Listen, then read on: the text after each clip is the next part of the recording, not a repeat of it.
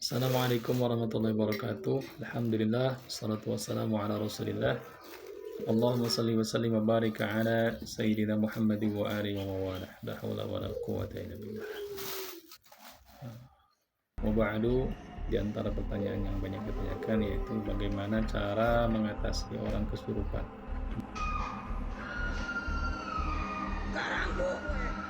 Pantainya mau hampura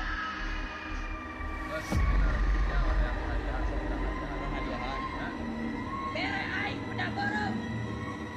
Orang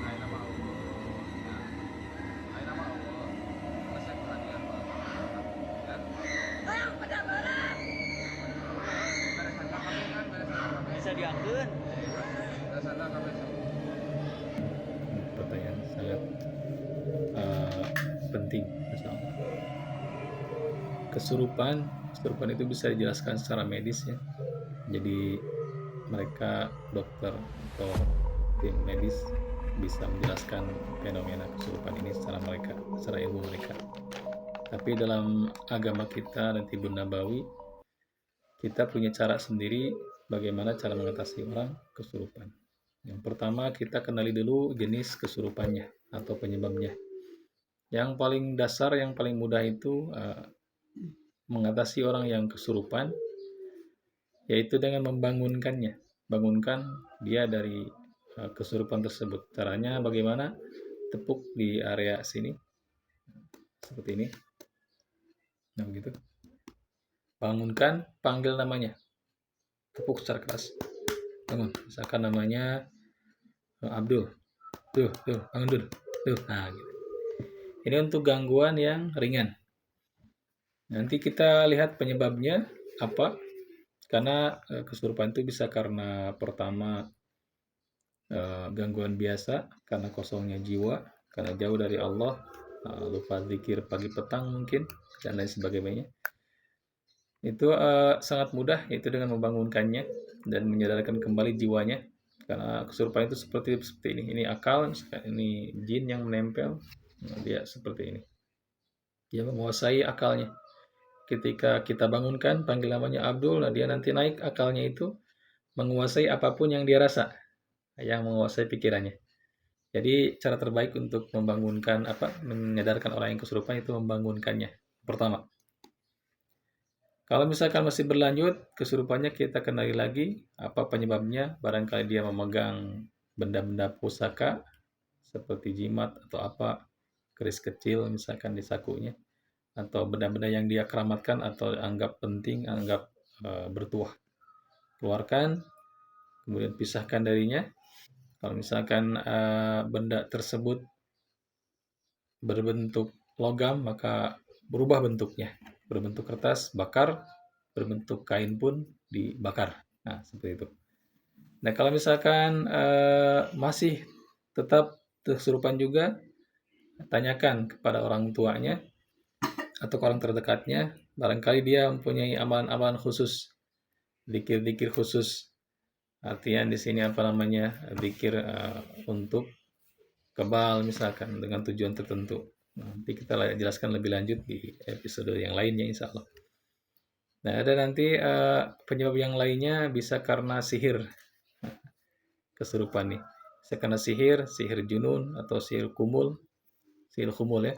Jadi seorang dibuat linglung atau dibuat kesurupan di keramaian orang seperti ayan lagi. Nah, bagaimana Rasulullah SAW menyembuhkan orang yang kena kesurupan?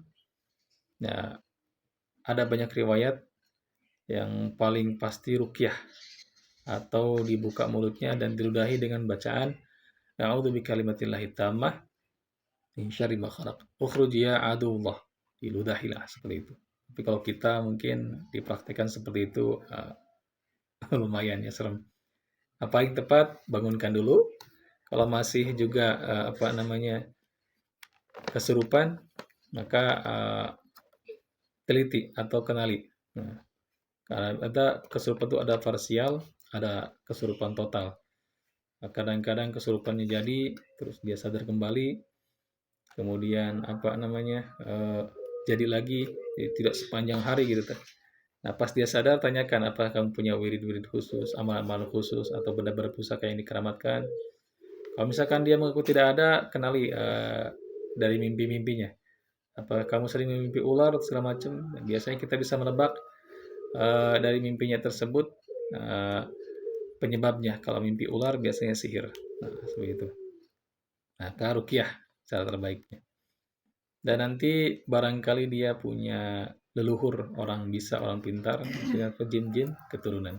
Nah, jadi kenali agar kesurupan tidak berulang-ulang, tidak berulang kembali. Nah, caranya kita kenali jenis-jenis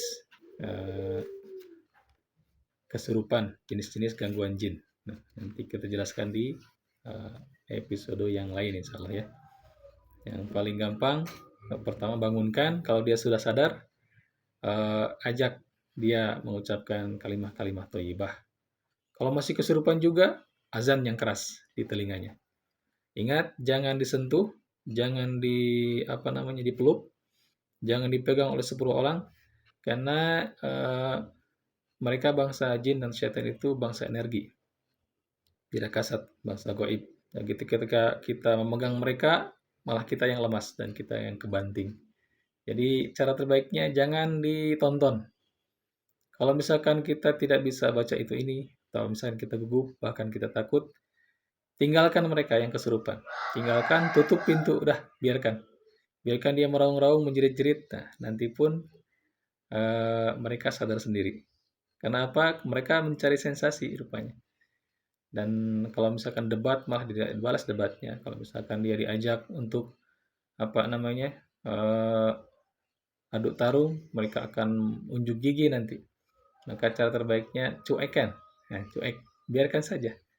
Nah, kita punya cara tersendiri, jangan sampai kita termakan emosi oleh mereka. Karena itu tujuan daripada mereka masuk ke dalam tubuh manusia. Nah, ingat, biasakan baca zikir pagi dan petang agar mereka tidak gampang masuk. Lafaz yang paling enak, yang paling bagus, ini kisah dari Syekh Wahid Abdul Salam Bali. Ketika beliau meruqyah satu keluarga, kalau tidak salah ada 7 orang, semuanya kesurupan kecuali 1 orang anak muda, nggak ada yang kesurupan. Nah yang satu ini ditanya, kenapa kamu tidak kesurupan seperti yang lain? Nggak tahu ya Syekh. Dan saya bertanya kepada jin-jin yang ada di dalam tubuh saudara-saudara yang lain, kenapa anak ini tidak kesurupan? Dia setiap pagi membaca la ilaha illallah wahdahu la syarikalah, lahul mulku wa lahul hamdu wa huwa ala kulli syai'in qadir 100 kali. Maka kami tidak bisa memasuki tubuh yang seperti itu. Tubuh yang dibacakan di pagi hari dan atau petang hari lafaz la ilaha illallah wahdahu la syarikalah, lahul mulku wa lahul hamdu wa huwa ala kulli syai'in qadir. Barakallahu fikum. Semoga bermanfaat. Insyaallah kita lanjutkan di episode yang lain. Assalamualaikum warahmatullahi wabarakatuh.